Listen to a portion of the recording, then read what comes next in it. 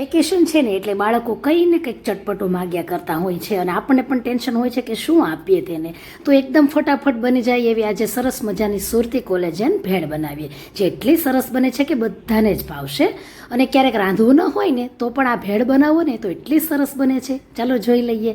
તો જો 2 કપ મોટા હોય એ પ્રમાણે ભરીને મેં મમરા લીધા છે. હવે મમરા છે એ થોડા ક્રિસ્પી તો છે પણ થોડોક એવો ભેજ રહેલો હોય છે. એકદમ કડકડિયા કે ક્રિસ્પી બનાવવા હોય તો એને શેકવા અથવા તો તડકામાં સખત તડકો હોય એમાં તપાવવા જરૂરી છે. તો આપણે અત્યારે તરત જ બનાવવું છે એટલે શેકી લઈએ.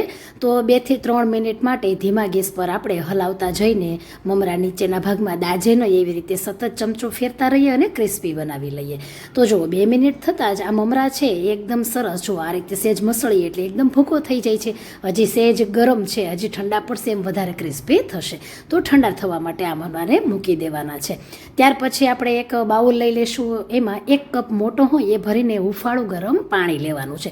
આંગળી આપણે સેજ ડૂબાડીએ એટલે સેજ એવું ગરમ લાગવું જોઈએ એવું પાણી લેવાનું છે. ખાસ વિશેષતા છે આ પાણીની. તો જુઓ અહીં આપણે તેમાં 1.5 ચમચી પ્રમાણે ખાંડનો ભૂકો લેવાનો છે. જો ખાંડ લેતા હોય ને તો પણ આપણે થોડુંક વધારે ગરમ પાણી લઈ લેવાનું છે, એટલે ખાંડ છે આ રીતે મિક્સ કરીએ તો ત્યાં ઓગળી જાય. અત્યારે ભૂકો લીધો છે એટલે એકદમ જો ઓગળી ગયેલું છે. તો આ રીતે આપણે તેનું એક સરસ એવું ગળ્યું પાણી બનાવી લેવાનું છે. ત્યાર પછી અહીં મિક્સર જારની અંદર એક સ્પેશિયલ આ ભેળ માટે ચટણી બનાવવામાં આવે છે. તો 3 મોટા મરચાં મેં મોડા લીધા છે, એના ટુકડા કરીને ઉમેર્યા છે. ત્યાર પછી અહીં તીખી મરચી કહેવાય છે, જેને સુરતી મરચી પણ કહીએ છીએ. તો 12 થી 15 લીધી છે. નાની છે એટલે થોડી વધારે છે, જો મોટી હોય તો 12 જેટલી લઈ લેવાની છે. એક આદુનો ટુકડો વધારે નહીં લેવાનો, તો આદુ વધારે હોય તો ટેસ્ટ ખરાબ કરે છે ચટણીનો. ત્યાર પછી અહીં ધાણા વધારે લેવાના છે. તો અહીં મેં 40 ગ્રામ જેટલા ધાણા લીધા છે. જો વધારે સભ્યોને ખાવી હોય તો ધાણા વધારે પણ લઈ શકાય અને તીખું પણ વધારે લઈ શકાય. દાંડલી સાથે લ્યો તો ચટણીનો ટેસ્ટ ખૂબ સરસ આવે છે અને એકદમ મસ્ત હોય ટેસ્ટ, તો ચટણી પણ ખાવાની એટલી સરસ લાગે છે ભેળમાં. ત્યાર પછી 1 ચમચી જેટલી ખાંડ, 1/2 ચમચી મીઠું અને અહીં ખાસ શિંગદાણાનું મહત્ત્વ હોય છે. 1/4 કપ જેટલા શિંગદાણા, પરંતુ શેકેલા કે શિંગદાણા નહીં, ખારી શિંગના દાણા. ત્યાર પછી 2 બરફના ટુકડા અને 1 લીંબુનો રસ ઉમેરી દેવાનો હોય છે. આ ચટણી એકદમ ખાટી, તીખી અને એવી હોય છે. તો ચટણી જ અહીં આ ભેળમાં મેઇન ઇન્ગ્રીડિયન્ટ્સ કહી શકાય આપણે ચટણી. તો ખાસ કરીને તેમાં બરફના ટુકડા અને થોડુંક ઠંડુ પાણી ઉમેરવાનું છે. તો 1/4 કપ જેટલું ઉમેર્યું છે, જેનાથી જ્યારે ચટણી પીસો ત્યારે અંદર ગરમી થાય છે, ગરમ થાય છે. તો બરફના ટુકડા ઉમેરવાથી ગરમ પણ નથી થતું અને કલર તમે જુઓ કેટલો સરસ ગ્રીન આવ્યો છે. કદાચ એવું થાય કે ગ્રીન કલર ઓછો આવે તો તમે જો ઘરમાં પાલક હોય તો 5 થી 6 પાલકના પાન પણ ઉમેરી શકાય છે. એટલે એકદમ સરસ ગ્રીન બને છે. અને આ ગ્રીન ચટણીને લીધે જ આ ભેળને ગ્રીન ભેળ પણ કહેવાય છે. અને કોઈ પણ ફરસાણ સાથે તમે આ ચટણી સર્વ કરી શકો છો, એટલી ટેસ્ટી બને છે. ત્યાર પછી જુઓ ક્રિસ્પી મમરા આપણે કરેલા તો એકદમ ઠંડા થઈ ગયા છે.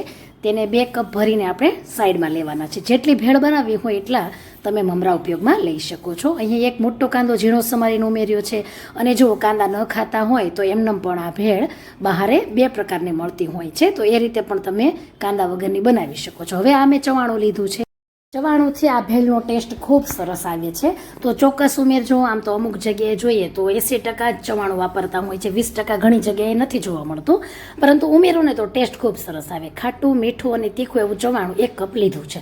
ત્યાર પછી ફરીથી ખારી શીંગ હોય તો એના દાણા આપણે ફાડા કરીને ઉપયોગમાં લેવાના છે. ફોતરા કાઢી લીધા છે. અહીં આ ભેળમાં શીંગદાણા, ખારી શીંગના દાણા છે એનો ઉપયોગ ખૂબ સરસ હોય છે અને તેનાથી જ ટેસ્ટ વધારે સરસ આવતો હોય છે. ત્યાર પછી અહીં 1/3 કપ પ્રમાણે ઝીણી સેવ લીધી છે. તમે જાડી પણ લઈ શકો છો. બધું આ રીતે મિક્સ કરી દેશો. તો શિંગદાણા અને ચટણી અને મમરા, આ 3 વસ્તુથી આ ભેળનો ટેસ્ટ ખૂબ સરસ લાગે છે. તો આ 3 વસ્તુ તો તમે ક્યાંય પણ જશો સુરતમાં કોલેજન ભેળ ખાવા એટલે મળશે જ. ત્યાર પછી તેમાં 1/4 કપ પ્રમાણે લીલા ધાણા ઉમેર્યા છે. અને હવે કહી શકાય એવું મેઇન ઇન્ગ્રીડિયન્ટ્સ એ છે આપણી લીલી ગ્રીન ચટણી. એટલી સરસ સ્પાઇસી ચટણી આ બને છે ને કે બસ ફક્ત 3 જ ચમચી મોટી છે એ પ્રમાણે મેં ઉમેરી છે ને ભેળનો સ્વાદ એટલો સરસ આવી જાય છે. તો તમે જોઈ શકો છો થોડું ચવાણું, શિંગદાણા અને આ ચટણી અને થોડું આ ગળ્યું પાણી, ત્યાં બસ થોડા જ ઇન્ગ્રીડિયન્ટ્સથી આ ભેળ એટલી સરસ બને છે કે તમે બહારની પણ ભૂલી જશો. 3 ટેબલસ્પૂન પ્રમાણે ગળ્યું આપણે ખાંડનું પાણી બનાવ્યું હતું એ ઉમેરીને મિક્સ કરી દેશું. અને જો આ રીતે છે ને મિક્સ કરી દઈએ ને એટલે કલર તમે જુઓ એટલો સરસ લાગે છે, એકદમ નેચરલી. અને ટેસ્ટમાં પણ ખૂબ સરસ છે. જ્યારે તમને રસોઈ બનાવવાનો ઘણીવાર આપણને ગૃહિણીઓને કંટાળો આવે અથવા તો વધારે ઘરમાં કામ હોય તો લાંબી પ્રોસેસ ન કરવી હોય તો આ ભેળ બનાવો એટલે એટલી જીભને જે તમતમતો ટેસ્ટ જોતો હોય ને એ પૂરતો એકદમ સંતોષાઈ જતો હોય છે અને ખૂબ મજા પડી જાય એવી છે. અને બાળકોને આ રીતે તમે અત્યારે વેકેશન છે આપો એટલે ખૂબ મજા પડી જાય. થોડોક લીંબુનો રસ અને ઝીણી સેવ આ રીતે સ્પ્રિંકલ કરી દઈએ. અને રેસીપી ગમે તો શેર કરજો ને, ટ્રાય પણ કરજો, ખૂબ જ મસ્ત બને છે. રેસીપી ગમે તો લાઈક, કોમેન્ટ આપી શેર કરી દેજો.